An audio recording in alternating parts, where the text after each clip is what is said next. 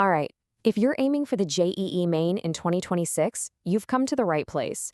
We are about to break down a strategy that's not just about getting a good score, but about aiming for that perfect 100 percentile. So let's dive right in.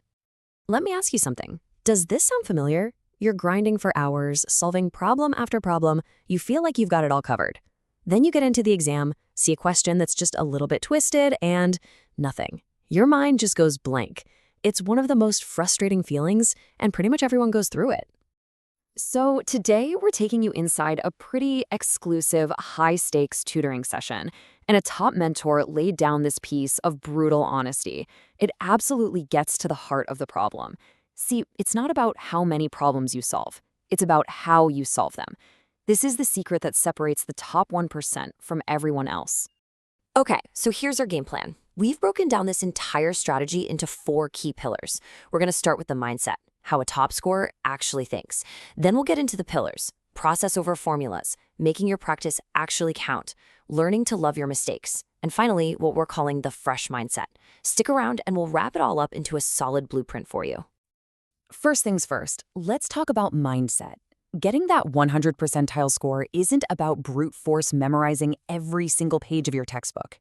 It's about rewiring your brain. It's about becoming a true problem solver, not just someone who can follow a set of instructions. This is the foundation for everything else we're going to talk about. All right, let's jump into our very first pillar, process over formulas. This one is a huge deal. It's all about making that mental shift from just knowing what a formula is to deeply understanding why it works, and, even more importantly, knowing when it's the wrong tool for the job. Okay, check this out. This is a perfect real-world example from that session. The students saw an optics problem, and their brain immediately went, aha, apparent depth formula, and they plugged it in. But here's the catch. That formula is a shortcut that only works for flat surfaces. The problem had a curved surface. Total fail. The mentor's approach? Forget the shortcut. Go back to the absolute basics, Snell's law. Yeah, it takes an extra minute, but it's fundamental, it's robust, it will never let you down. And this quote just nails it, doesn't it? The mentor is saying, look, your job isn't to be a search engine for formulas. Your job is to understand the core principles so deeply that you could actually derive the formula yourself if you had to. That right there is what mastery looks like. Now, for our second pillar, practice that counts. We all know you have to practice, right? But what if I told you that you might be doing it all wrong? Let's look at something that was kind of shocking from this tutoring session. So get this. The student in this session was solving 150 questions every single day. I mean, that's a massive volume, right? You'd think someone doing that much work would be bulletproof. But nope, they were still tripping up on basic concepts. And that just shows you, tons of practice doesn't automatically mean you're getting better. So here's the key takeaway. The mentor wasn't saying stop practicing. Volume is good.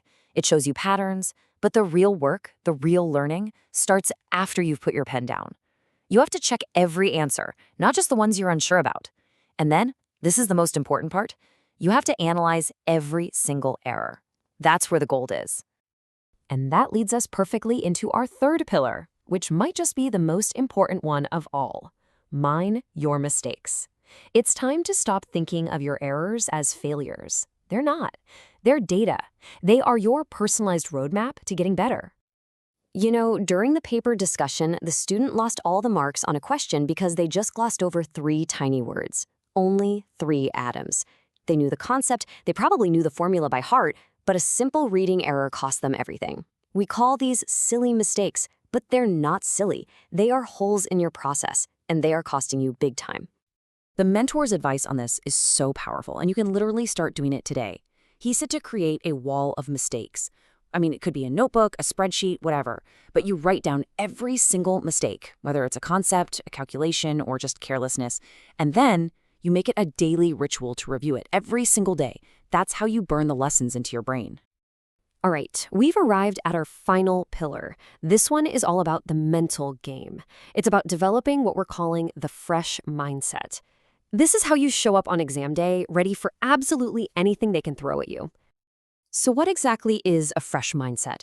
It's that ability to look at a brand new, scary-looking problem, and instead of panicking, you just calmly think, Okay, I have the fundamental tools to figure this out. You're not trying to remember if you've seen this exact problem before. You're building the solution from the ground up, using what you truly know. I mean, the mentor just says it perfectly here. The JEE is not a memory contest, it's a thinking contest. They are experts at taking a concept you know really well and twisting it into a shape you've never seen before. That's the whole point. And a fresh mindset is your ultimate weapon to deal with that. It lets you be flexible and adapt on the fly. So we've covered the 4 pillars: process, practice, mistakes, and mindset. Now let's pull it all together.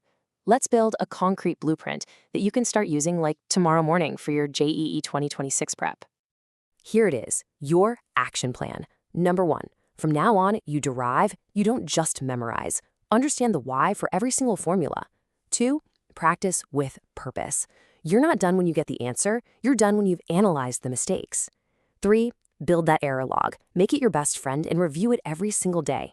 And 4, embrace the unknown. Start seeing new questions as fun puzzles to solve, not as threats. So I'm going to leave you with this one final question to think about. That jump from a 99 percentile student to a 100 percentile student, it's not about doing more problems, it's about thinking more deeply.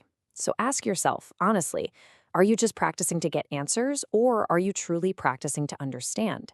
Are you practicing to solve, or are you practicing to think?